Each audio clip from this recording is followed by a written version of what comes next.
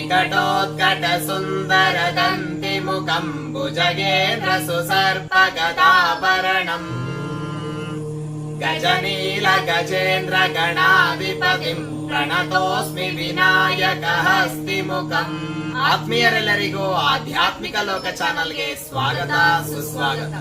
ಈ ದಿನದ ವಿಚಾರವೇನೆಂದರೆ, ಪ್ರಥಮ ಪೂಜಿತನಾಗಿರತಕ್ಕಂತಹ ವಿಘ್ನೇಶ್ವರನಿಗೆ ಪೂಜೆಯಲ್ಲಿ ದೂರ್ವಾಪತ್ರೆ ಅಂದ್ರೆ ಗರಿಕೆ ಹುಲ್ಲು ಪ್ರಧಾನವಾದದ್ದು. ಏತಕ್ಕೆ ಎಂಬುದು ನೋಡುವುದಾದರೆ, ಒಮ್ಮೆ ಅನಲಾಸುರ ಎಂಬ ರಾಕ್ಷಸ ಬ್ರಹ್ಮನನ್ನು ಕುರಿತು ಕಠೋರವಾದ ತಪಸ್ಸನ್ನು ಆಚರಿಸಿ ನನಗೆ ಯಾವುದೇ ಆಯುಧಗಳಿಂದ ಮರಣ ಬಾರದೆಂದು ಹಾಗೂ ಸದಾ ಜಯಶಾಲಿಯಾಗುವಂತೆ ವರವನ್ನು ಪಡೆಯುತ್ತಾನೆ. ಬಹಳ ಶಕ್ತಿಶಾಲಿ ಮತ್ತು ಅಜಯನಾಗಿರುತ್ತಾನೆ. ಅವನ ಹೆಸರಿನ ಅರ್ಥವೇ ತುಂಬಾ ಭಯಾನಕವಾದದ್ದು. ಅನಲ ಎಂದರೆ ಬೆಂಕಿ. ಆ ಅಸುರನ ಕಣ್ಣುಗಳು ಸದಾ ಬೆಂಕಿಯಂತೆ ಉರಿಯುತ್ತಿದ್ದವು. ಅವನು ಉಸಿರಾಡಿ ಸ್ಪರ್ಶಿಸುವಂತಹ ಎಲ್ಲವೂ ನಾಶ ಹೊಂದುತ್ತಿತ್ತು. ಹಾಗೂ ಅವನ ಬಾಯಲ್ಲಿ ಸದಾ ಬೆಂಕಿಯ ಹೊಗಳುಗಳೇ ತುಂಬಿದ್ದವು. ಅನಲಾಸುರನು ಭೂಮಿಯ ಮೇಲಿರುವ ಜನರನ್ನು ಹಾಗೂ ಸ್ವರ್ಗದಲ್ಲಿರುವ ಎಲ್ಲಾ ದೇವತೆಗಳನ್ನು ಹಿಂಸಿಸಿ ಕಿರುಕುಳ ನೀಡುತ್ತಾನೆ. ನಿರಂತರ ದಾಳಿಯಿಂದ ಬೇಸತ್ತ ದೇವತೆಗಳು ಹರಿಹರರ ಸಹಾಯಕ್ಕಾಗಿ ಮೊರೆ ಹೋಗುತ್ತಾರೆ. ದೇವತೆಗಳೆಲ್ಲರೂ ಕೂಡ ಮೊದಲು ವೈಕುಂಠವನ್ನು ಪ್ರವೇಶಿಸುತ್ತಾರೆ.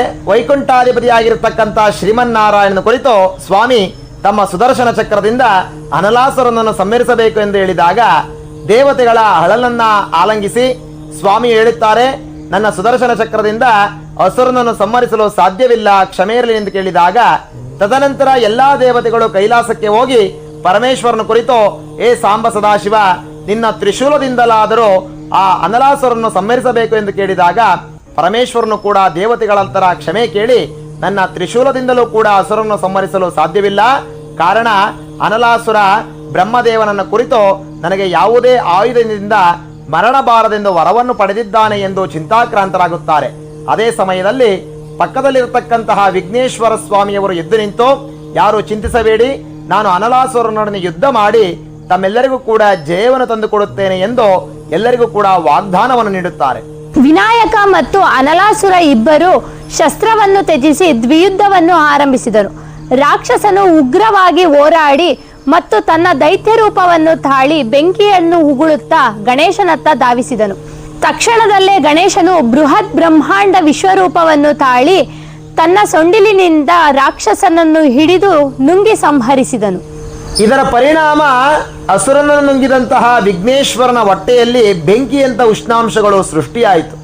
ಆ ಉಷ್ಣವನ್ನು ತಡೆಯಲಾರದೆ ವಿಘ್ನೇಶ್ವರನು ನರಳಾಡುತ್ತಾ ಇದ್ದನು. ಇದನ್ನು ಕಂಡಂತಹ ಎಲ್ಲಾ ದೇವಾನುದೇವತೆಗಳು ಚಿಂತಾಕ್ರಾಂತರಾದರು. ವರುಣನು ಆ ಉಷ್ಣಾಂಶವನ್ನ ಕಡಿಮೆ ಮಾಡಲು ಅವನ ಮೇಲೆ ನೀರನ್ನು ಸುರಿಸಿದನು. ಶಂಕರನು ಸ್ಪರ್ಶಕ್ಕೆ ತಂಪಾಗಿರುವ ಆವನ್ನು ಗಣೇಶನ ಹೊಟ್ಟೆಯ ಸುತ್ತಲೂ ಕಟ್ಟಿದನು. ಚಂದ್ರನು ತಂಪಾಗಿರತಕ್ಕಂತಹ ಚಂದ್ರನನ್ನ ಗಣೇಶನ ತಲೆಯ ಮೇಲೆ ಕೂರಿಸಿದನು. ಭಗವಾನ್ ವಿಷ್ಣುವು ಕೂಡ ಸದಾ ನೀರಿನಲ್ಲಿ ತಂಪಾಗಿರುವ ಕಮಲವನ್ನು ಕೈಗೆ ಕೊಟ್ಟನು.